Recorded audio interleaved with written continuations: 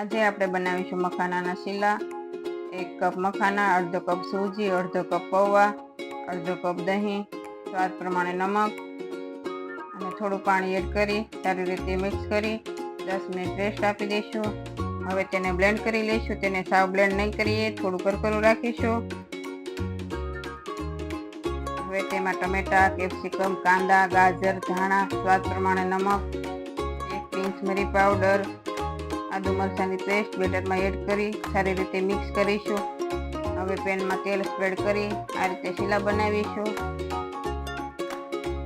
તેની પર શાકભાજી એડ કરી 2 મિનિટ કૂક થવા દઈશું। આ શીલા ડાયટ કરતા લોકો અને નાના બાળકો માટે ખૂબ જ હેલ્ધી અને ટેસ્ટી છે।